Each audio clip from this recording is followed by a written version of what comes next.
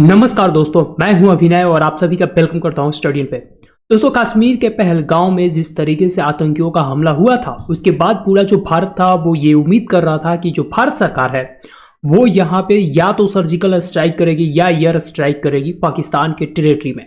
जो भी पाकिस्तान के टेरिटरी में आतंकवाद पल रहा है, जो भी उनके सेंटर्स है, उनको कहीं ना कहीं ध्वस्त करने का यहाँ पे जो काम है वो इंडियन गवर्नमेंट करने वाली है। लेकिन दोस्तों, यहाँ पे पहली बार भारत सरकार ने ऐसा कदम उठाया है जो कि पाकिस्तान को कंप्लीट रूप से बर्बाद कर देगा। जी हाँ दोस्तों, अभी तक जितना भी भारत के द्वारा कदम उठाया गया था उसमें से सबसे बड़ा कदम अब भारत ने उठाया है। आपको मैं बता दूं दोस्तों, 1965 हो या 1971 हो, ये जब वॉर हुआ था तब भी हमने ये कदम नहीं उठाया। 1993 का मुंबई अटैक, 2001 का पार्लियामेंट में अटैक, उसके बाद 2008 का 26/11 का हमला एंड फाइनली उड़ी का अटैक, और उसके बाद जो 2019 में पुलवामा अटैक हुआ था, जिसके वजह से जो पूरा भारत था वो ढल गया था। हालांकि हमने उस वक्त क्या किया था, सर्जिकल स्ट्राइक किया था। लेकिन भारत ने पहली बार सिंधु जल समझौता को तोड़ दिया है यहाँ पे। जी हाँ दोस्तों, ये सारे जो अटैक हुए थे अभी तक, अगर पहलगांव अटैक को हम छोड़ दें तो इस अटैक में हमने सिंधु जल समझौता को नहीं तोड़ा था। और ये जो सिंधु जल समझौता है ये लाइफलाइन बोला जाता है पाकिस्तान का।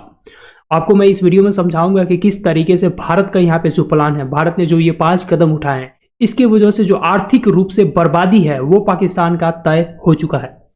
यहाँ पे दोस्तों आप देख सकते हैं कि जो पीएम मोदी है, यहाँ पे इन्होंने सीसीएस का जो मीटिंग है उसको चेयर किया था। और यहाँ पे बहुत सारे जो लोग थे सोशल मीडिया पे ये भी बोल रहे थे कि यहाँ पे तो कोई भी डिफेंस से रिलेटेड पर्सन नहीं दिख रहा है। तो मैं उनको बताना चाहता हूँ कि ये जो मीटिंग है इसका मतलब होता है कैबिनेट कमिटी ऑन सिक्योरिटी। मतलब ये है कि कैबिनेट के जितने सारे मेंबर्स होते हैं वही इंपॉर्टेंट मेंबर्स यहाँ पे क्या करते हैं, भाग लेते हैं, या उस विभाग का जो भी सेक्रेटरी होता है वो यहाँ पे पार्टिसिपेट करता है। और यहाँ पे चूंकि आपको पता होना चाहिए कि इंडिया जो है डायरेक्ट एक्शन नहीं लेना चाहता है। इस बार इंडिया का जो अप्रोच है पाकिस्तान को सबक सिखाने का, ये बिल्कुल अलग है। पाकिस्तान को कहीं ना कहीं इंटरनेशनल लेवल पे इंडिया जो है बिल्कुल दिखाना चाहता है कि ये एक टेररिस्ट कंट्री है और इसके साथ किसी भी तरीके का संबंध हम नहीं रखने वाले। और यही जो डिसीजन है ये लिया गया है यहाँ पे। सबसे पहला डिसीजन ये लिया गया है कि भारत में जो भी पाकिस्तानी है 48 आवर्स के भीतर वो भारत छोड़ के यहाँ से निकल जाए।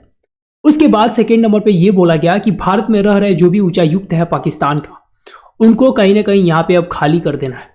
अब यहाँ पे किसी भी तरीके का कोई भी संबंध भारत नहीं रखेगा पाकिस्तान के साथ।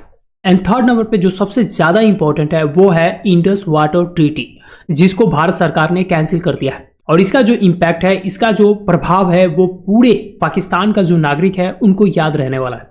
सबसे पहले आप समझ लो, ये पानी की ही बात नहीं है। पानी से वहां पे क्या होता है, बिजली भी बनती है। पानी से जो बिजली बनती है उसके बाद वहां पे कल कारखाने चलते हैं, उसके वजह से वहां पे सिंचाइयाँ होती है, उसके वजह से जो लोग हैं उनके घरों में पानी जाती है पीने के लिए। तो पहली बात तो पानी पीने के लिए खत्म, उसके बाद बिजली भी खत्म, उसके बाद जो कल कारखाने हैं वो भी बंद हो जाएगा। ये एक लॉन्ग टर्म जानबूझ के यहाँ पे ऐसा प्लान किया गया कि पाकिस्तान को एक तरीके से दुनिया के लेवल पर दिखा दिया जाए कि ये जो कंट्री है एक टेररिस्ट कंट्री है and we don't have to keep any kind of relation with Pakistan.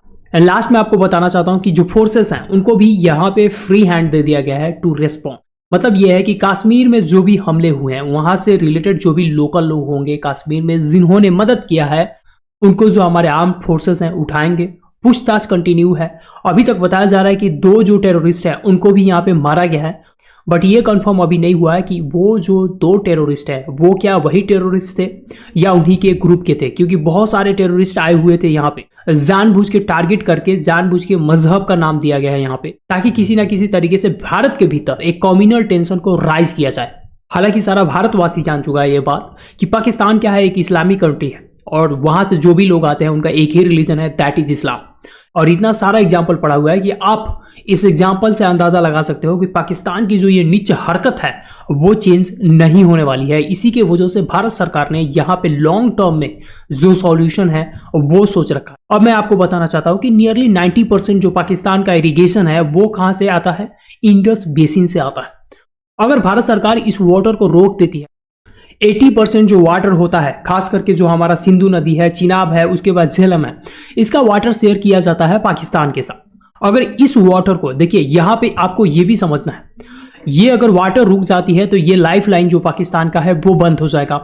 Irrigation नहीं होगा, यानी कि खेती जब नहीं होगी तो फूड नहीं मिलेगा, लोग वहां पे भूखमरी से मरने वाले हैं, उनको पानी पीने के लिए नहीं मिलेगा। और सबसे बड़ी बात, जिस तरीके से क्लाइमेट चेंज हुआ है, इस साल का जो गर्मी है पाकिस्तान के लिए कयामत बन जाएगी। और उसके बाद अगर दोस्तों मैं बात करूं तो सिंधु बेसिन पे जो बनी हाइड्रो पावर प्लांट है वो यहाँ पे बिजली उत्पादन नहीं करेगी, और इसकी वजह से जो भी कल कारखाने हैं, जो भी शहर है, मुल्तान, लाहौर, ये सारे जो शहर है बिल्कुल अंधेरे में चले जाएंगे, और इसकी वजह से पूरा जो इकोनॉमिक एक्टिविटी है पाकिस्तान का वो कंप्लीट रूप से शट डाउन हो जाएगा। एंड फाइनली मैं आपको बताना चाहता हूँ कि पाकिस्तान जो है उसकी परेशानी बढ़ चुकी है।